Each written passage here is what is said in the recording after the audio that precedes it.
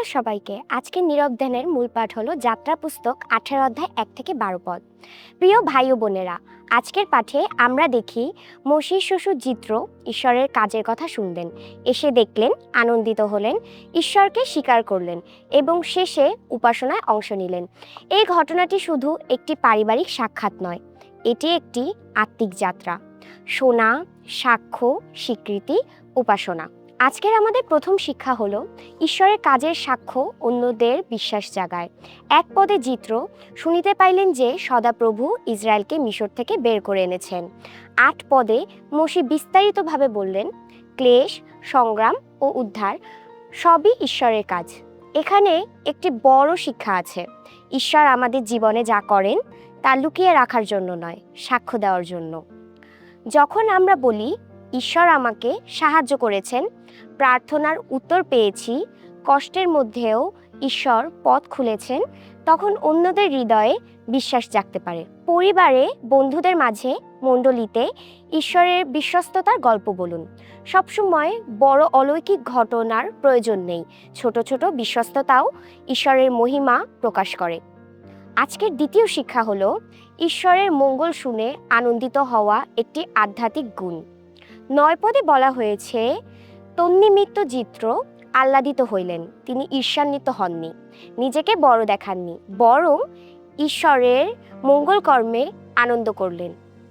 আজ আমরা অনেক সময় অন্যের আশীর্বাদ দেখে তুলনা করি, কিন্তু জিত্র শেখান অন্যের জীবনে ঈশ্বরের কাজ দেখে আনন্দ করা মানে ঈশ্বরের মহিমায় অংশ নেওয়া।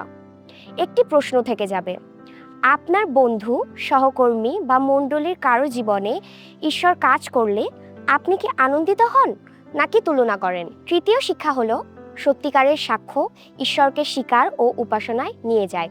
10 থেকে 11 পদে জিত্র বললেন, ধন্য সদাপ্রভু, এবং এখন আমি জানি সকল দেব হইতে সদাপ্রভু মহান। 12 পদে তিনি বলি উপস্থিত করলেন, আর হারন ও প্রাচীন বর্গ ঈশ্বরের সম্মুখে আহার করলেন। অর্থাৎ সাক্ষ্যের চূড়ান্ত উদ্দেশ্য মোশির প্রশংসা নয়, ঈশ্বরের মহিমা। সত্যিকারের খ্রিস্টীয় সাক্ষ্য মানুষকে আমাদের দিকে নয়, ঈশ্বরের দিকে তাকাতে শেখায়। যখন আপনার সাফল্যের কথা বলবেন, শুধু আমি করেছি নয়, বলুন ঈশ্বর সহায়তা করেছেন। মোশির দ্বিতীয় পুত্রের নাম ছিল ইলিয়েশর, ঈশ্বর সহকারী। মোশি নিজের জীবনের গল্পে ঈশ্বরের হাত দেখেছিলেন। একটি ছোট কিন্তু গুরুত্বপূর্ণ শিক্ষা, নম্রতা ও সম্পর্ক। 7 পদে মোশি শ্বশুরের সাথে দেখা করতে বাইরে গেলেন, প্রণাম করলেন, মঙ্গল জিজ্ঞাসা করলেন। মহান নেতা হয়েও তিনি নম্র ছিলেন। আত্মিকতা কখনো সৌজন্য ও সম্মানকে বাতিল করে না। ঈশ্বরের মানুষ হওয়া মানে মানুষকে সম্মান করতে শেখা। পরিশেষে আমরা দেখতে পাই এই অংশ আমাদের 4টি ধাপ শেখায়। ঈশ্বরের কাজ শুনো, ঈশ্বরের কাজে সাক্ষ্য দাও, ঈশ্বরের মঙ্গল দেখে আনন্দ করো, ঈশ্বরকে স্বীকার করে উপাসনায় আসো। জিত্র মোশির গল্প শুনে শুধু তথ্য পেলেন না, তার হৃদয় ঈশ্বরের দিকে ফিরল। আজ আমাদের জীবনও এমন সাক্ষ্য হোক, যাতে মানুষ আমাদের নয়, সদাপ্রভুর মহিমা দেখে বলে, ধন্য সদাপ্রভু।